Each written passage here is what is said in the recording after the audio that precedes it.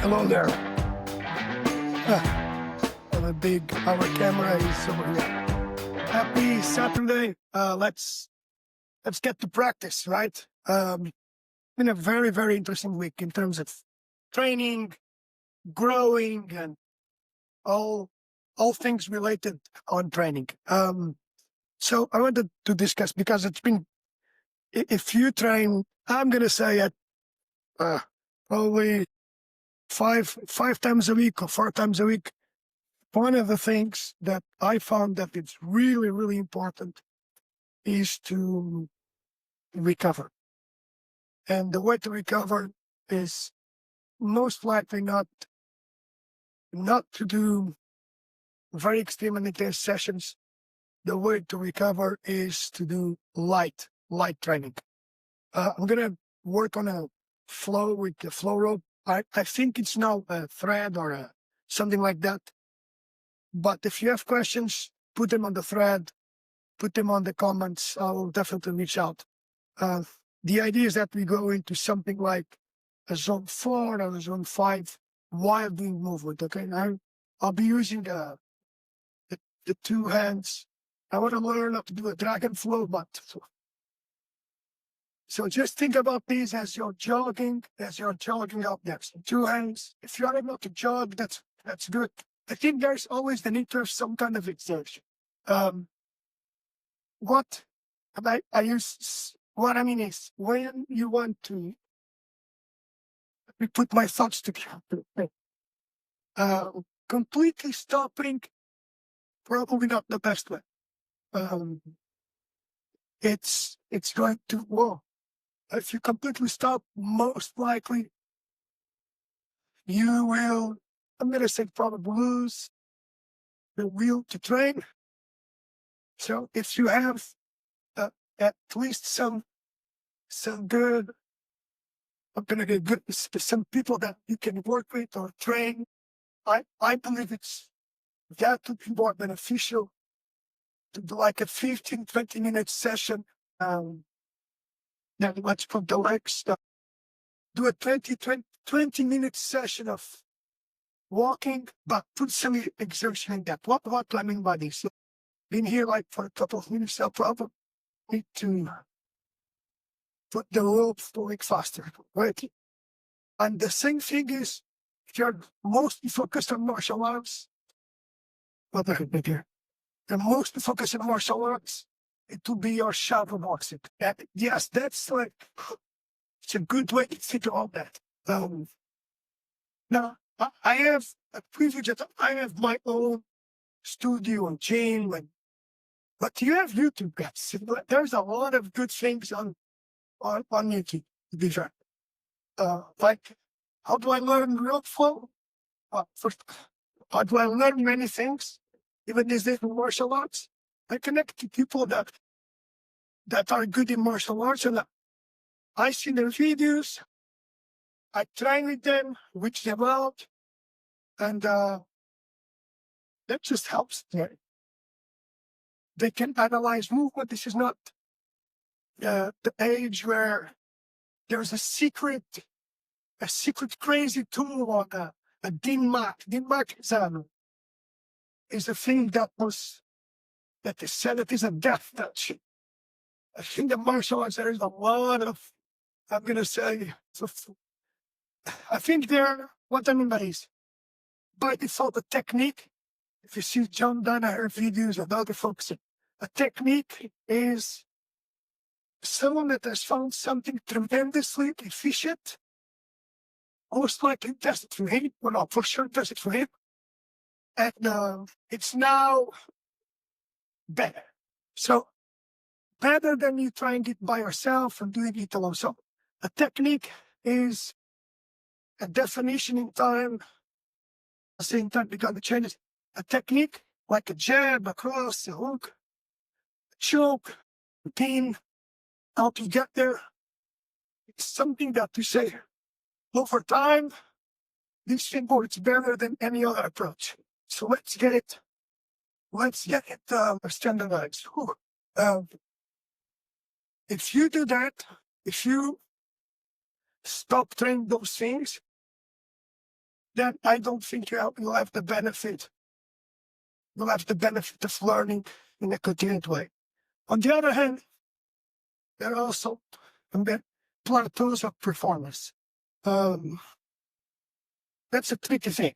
So to our point, lightweight exercise helps bringing back restoration, bringing back better will to do things. What do I do for me? For example, today, I'll tell you that we went out yesterday night, and we have a very good place in here in Morris Plains, very friendly. And me and my wife like it to go out. We have this method to go out once a week. Okay. I call it napping because I also call it the marriage savior. Okay.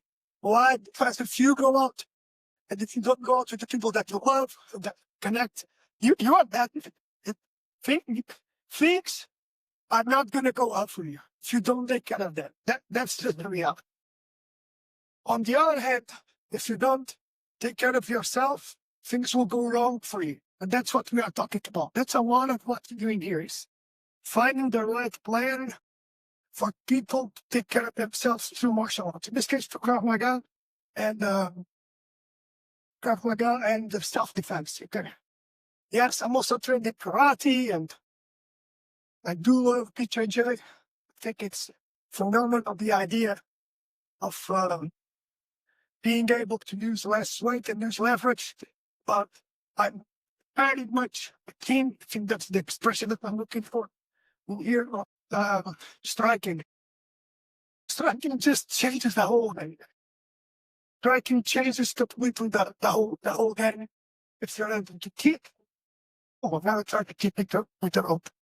If you're able to kick, hit with the hands, hit with the elbows, that just changes a lot of the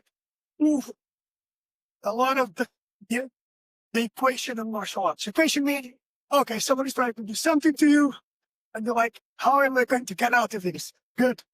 I'll tell you how. Push, hit, fall. That's definitely going to help. So let's try to do some balance over here. One way. Where do I see this? We have now a program for older adults, different intensity levels. And balance is a key thing. We lose, unfortunately, with age, and that was good on doing. With age, we'll start losing balance, start losing body mass. You know that, right? Now, the question is what you do about that. What I've learned is that if you're not too bad, and this is one of the key concerns when doing the programming here. If you're not too bad, meaning you're not too frail, it's a tough word in the US. I never thought it was so hard. If you're not too frail, you are able to go back to some levels of sparring. And I'll do an example of what is when I finish the whole flow. An example of what is light shadow boxing. Okay, and that leads into changes into a under. So light sparring for older adults has many benefits. Okay, many benefits. What do I mean by that? On the reactivity part, that thing that means when someone throws something that you are able to grab it, that thing older adults need it. Well, everyone needs it, but older adults more. Why am I talking about older adults? Because hopefully we'll all get there. And we'll all get to that phase of life that is getting older. Okay, let's go back to figure eights. So again, heart rate. Okay, conditions to know where you are in terms of am I doing some So 5, think about, I hope I've got the numbers right, but think about this. A lot of exertion means that you are really like fast, working, closing, pushing.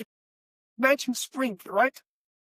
Imagine the sprint, 100 meters in the Olympic Games. Okay, that's a good example of power and speed. Really good example. Up to 400 meters, okay? Now for that, you see like the speed of execution over time, meaning don't see things as fast. You know, like, okay, this guy's moving fast, but that won't run as fast. They don't move the arms as fast as you've seen before. Then what I'm doing now, I'm saying an example of the way to recover. Got it? I can talk. I don't feel that my breath is too hard. Like, but I can extend this activity for a longer time. Got it? I have to think about this. Can I extend this like 20 minutes, even an hour? Okay? If I start, I'll do an example here. If I start, well, if I start doing this really fast, can I maintain this? I would train a lot, but speed and accuracy will go away. Okay, so in here, the double in here, I will try to make that speed, those doubles, and to see what happens. The breath, it starts like we like it. So that, then you come back in here. Another way to think about this is going back to the shadow boxing exercise. Let's drop the rope. That's my shadow boxing. Shadow. I heard these yesterday talking about shadow fight. I think shadow boxing is more appropriate if you essentially use your hands. That would be boxing. Okay? This shadow fight, of course, you throw the hands, you connect with the leg, your head goes slow. The point in here is you can mimic what you would do if you were to fight someone, okay? You're just like from the interview position, if you're here, okay, things are nice, and then you probably need to accelerate. Then your technical solutions come in. What do I mean by technical solutions? Okay, the things that I can do. Now, shadow boxing, I'll do this in here. I'll do like a minute of this. Throwing palms.